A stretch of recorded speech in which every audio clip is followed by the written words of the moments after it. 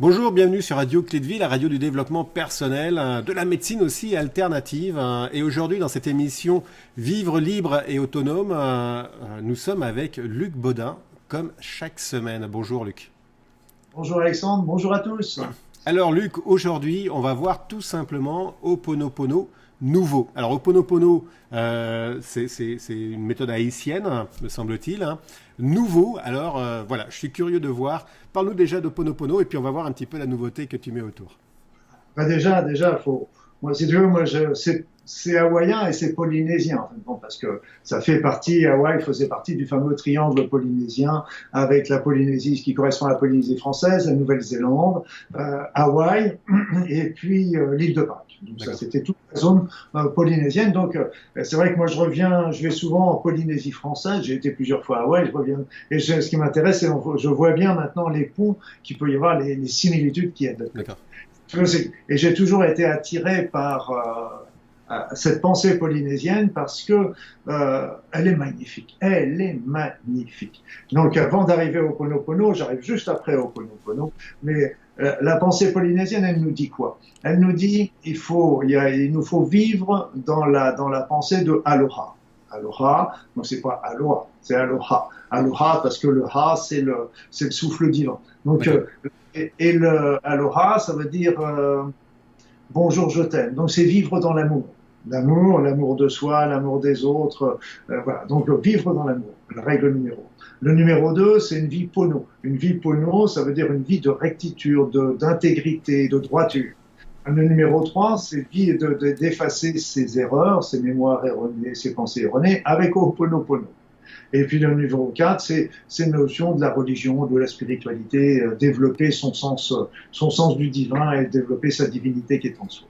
Donc si tu veux, ces 4 pensées-là, moi, je les ai trouvées absolument magnifiques et ça donne une vision de la vie qui est tout à fait différente. Et parmi ces 4, le Ho, parce qu'on dit, on va le redire toujours à l'occidental, Ho'oponopono, mais quand on veut le dire vraiment en polynésien, c'est Ho'oponopono. Donc c'est toujours Alors, Ho'oponopono, ça veut dire tout simplement, j'ai dit tout à l'heure que Pono, c'était la rectitude, la droiture, l'intégrité.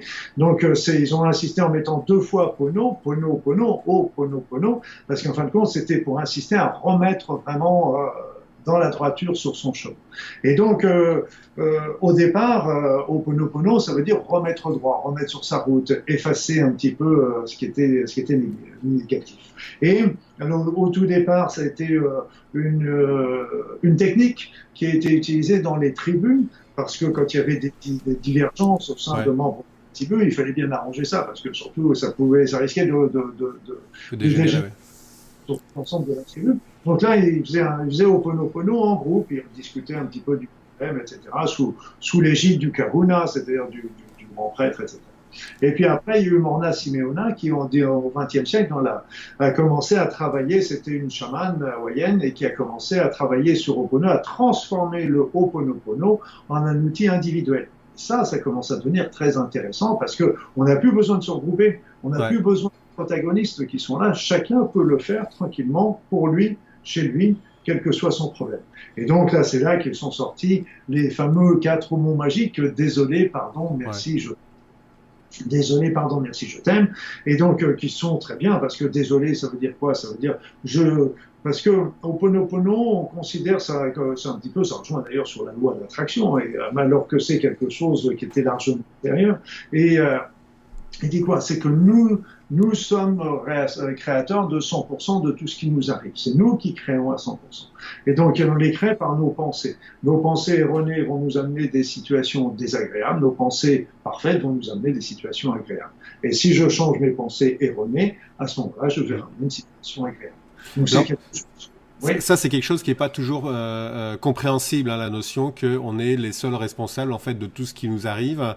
Il y a beaucoup de débats là-dessus, et puis des personnes qui n'ont pas atteint justement cet état de conscience ont tendance à dire, bah non, moi quand je me fais rentrer dedans, c'est pas de ma faute.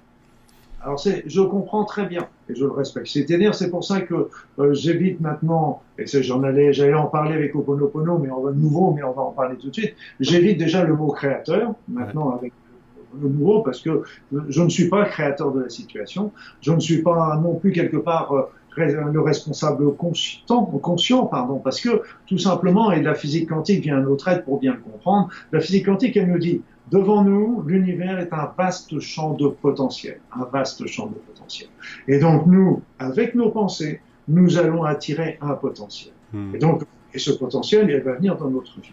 Or, le problème que l'on a, c'est que, comme avec mes collègues psychiatres et psychologues me disent bien, ils disent de toute façon, nous avons un conscient, nous avons un inconscient, mais ce n'est pas celui qu'on pense qui dirige. En d'autres termes, c'est notre inconscient qui nous dirige. Et si on a un accident, des choses comme ça, c'est parce que c'est une pensée erronée, mais inconsciente, inconsciente. Et c'est justement pour ça aussi que c'est intéressant, entre guillemets, intéressant, excusez-moi du peu, mais intéressant parce que quand on a aussi une situation désagréable qui nous arrive, ça signifie qu'on a une pensée erronée qui est en nous et que justement, on n'en avait pas conscience avant, mais on va en profiter de cette situation désagréable pour l'effacer.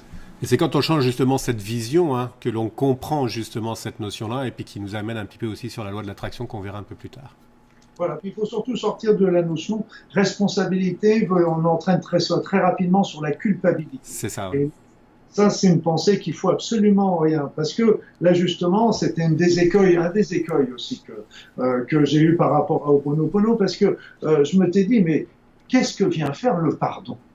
Parce qu'en fin de compte, qu'est-ce que vient faire le pardon dans Ho'oponopono? Pourquoi? Parce qu'en fin de compte, si c'est nous qui sommes créateurs enfin, attracteurs, maintenant j'utilise plutôt le mot attracteur de toutes les situations, ça veut dire que les autres, ils sont pour rien. Vous êtes bien d'accord? Ouais. Si les autres, ils sont pour rien, on n'a rien à leur pardonner parce qu'ils sont pas coupables. Ça, on se dit, ok, c'est moi qui l'ai amené, cette situation-là. Alors, il faut que je me pardonne à moi-même. C'est vrai. Sauf que, on l'a amené, on n'est pas fou. On va pas amener des situations désagréables pour le plaisir. Donc, si on les a amenées, c'est parce que c'est un processus inconscient. Donc, on l'a attiré vers nous d'une manière inconsciente. Donc, quelque part, non plus, on n'est pas responsable. Même si c'est nous qui l'avons fait, on n'est pas les fautifs. On n'avait pas du tout cette intention de faire ça. Donc, la notion du pardon, moi, je me travaillais beaucoup parce que je me disais, mais bien que je l'ai écrit dans mes livres, mais ça me taraudait avec le temps. Et puis, j'étais en Polynésie, comme je le disais tout à l'heure. Et en fait, en discutant là-bas, j'ai rencontré une femme qui était professeure française, mais professeure de polynésien. Et puis, elle me dit, tu sais, Luc, le mot polynésien qu'on traduit par pardon a un double sens. Et il veut dire aussi effacer quelque chose de négatif et quelque chose de noir dans notre vie. Donc, d'un seul coup, là, on trouvait, je dirais quelque part, au départ, désolé, pardon, je pense qu'il y a une mauvaise interprétation au départ par rapport à ça. Donc, à ce moment-là, c'est à la suite de ça, je me suis dit, ok, on va, désolé, pardon, merci, je t'aime, c'est joli, c'est bien, il faut le faire en toute conscience, mais on était toujours en train de travailler un petit peu j'avais toujours un peur de travailler sur le petit émergé de l'iceberg. Et puis, je me suis dit, et si on prenait un petit peu les choses autrement, et c'est là qu'a commencé à germer le Ho'oponopono nouveau. Parce que déjà, le premier temps, c'est que je me suis dit, ok, si on fait Ho'oponopono, c'est pour une seule chose. Une seule chose. On demande à ce que la mémoire erronée qui a généré cette situation désagréable soit effacée. On fait ça que pour ça. J'en profite aussi pour vous dire qu'est-ce que c'est qu'une mémoire erronée, parce que on pose la question, c'est un programme que l'on a en nous d'une manière inconsciente. Et ce programme, souvent, est lié à notre éducation, à notre manière de voir. Je vais vous donner c'est une croyance, hein? C'est une croyance, exactement. Une croyance qui nous a été inculquée par notre éducation, par nos vécus également, du genre la vie est dangereuse, il faut travailler dur pour y arriver. Toutes les choses qu'on dit à nos enfants là pour justement faire attention. Il y en a une qui est redoutable, c'est sois gentil, sois gentil. Et donc là, ça veut dire que les gens vont être programmés pour être gentils.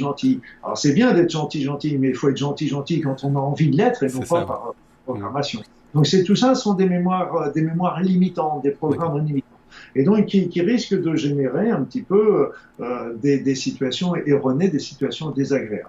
Alors la force de Ho'oponopono, c'est ce qui est remarquable, c'est que quand on a une situation désagréable, on va demander l'effacement de cette mémoire erronée. Mais on n'a même pas besoin de savoir laquelle. Ouais, parce que justement, c'est bien beau de demander un effacement, mais si tu sais pas, parce que il y a une partie inconsciente justement dans ça. Mais on n'a pas besoin de le savoir pour que ce soit effacé. D'accord. Et c'est ça qui est important. Donc, et puis en plus, je me suis dit, et si on passait encore à l'étape d'après, plutôt que d'effacer simplement une mémoire, et si on était en train plutôt de la transmuter en quelque chose de positif.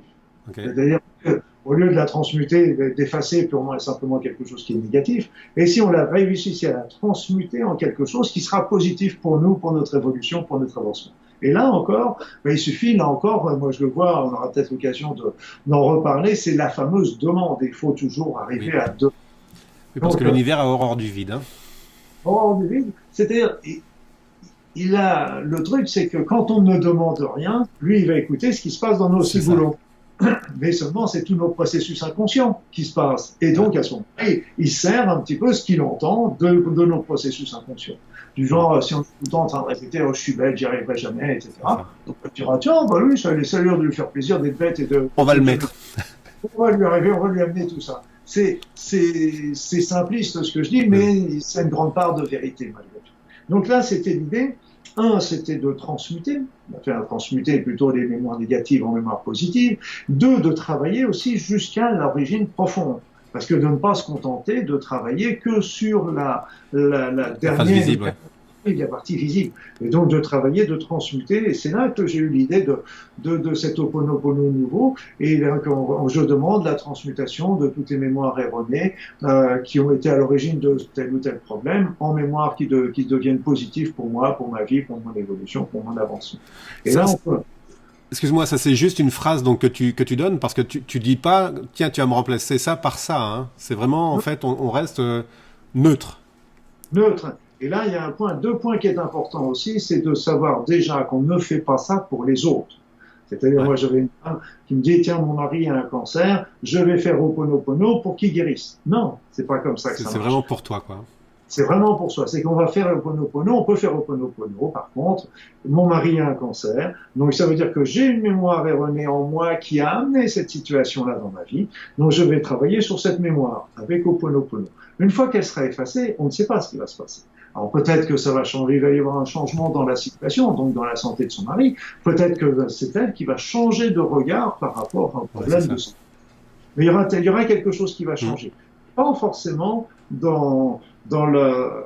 Non, ça va parce que il y en avait une, elle m'avait fait rire un jour parce qu'elle me dit, oh, docteur Baudin, j'ai lu votre livre sur Ho'oponopono, il est bien, je l'ai toujours sur ma table de chevet, je le lis tous les jours, etc.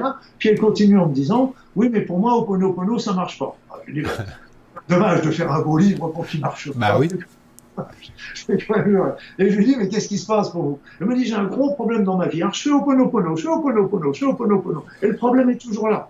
Mais elle n'a même pas repris son souffle. Et puis, elle me dit, oui, mais maintenant, je m'en fiche complètement. Donc, je lui dis, voilà. Ho'oponopono a marché. Parce que le problème est peut-être toujours là, mais elle a changé de regard par rapport à la situation. Donc le Ho'oponopono nouveau, c'est que je vous ai dit, donc la petite phrase, je demande, etc. Après ça, on peut la répéter plusieurs fois en la raccourcissant, bien sûr, parce qu'une fois qu'on l'a bien donné, bien parti au départ, on peut la raccourcir, je demande la transmutation, mémoire erronée en mémoire positive, etc. On la répète, et à chaque fois qu'on la répète, ça fait un petit tour de spire qui fait comme si ça allait de plus en plus loin, etc. Et puis, à force de la répéter, donc c'est toujours variable, parce pour une situation, il peut y avoir plusieurs mémoires, c'est une évidence. En général, plus la situation est importante, plus les mémoires sont nombreuses. Et donc, on la répète. Et puis, quand le signal de fin, en général, c'est quand on sent un calme, une détente, un bonheur. Ça, c'est souvent le bon signe. Si on ne l'a pas, il faudra recommencer un petit peu une autre fois pour aller bien. Ça, tu le fais pas en une seule fois, hein, tu le fais en plusieurs fois, hein, c'est ce que je comprends. Je te dis, pour Ho'oponopono nouveau, avec Ho'oponopono nouveau, la plupart des situations vont très bien changer, s'améliorer déjà en une fois. En une fois, d'accord. En une fois. Parce que l'autre, il fallait répéter.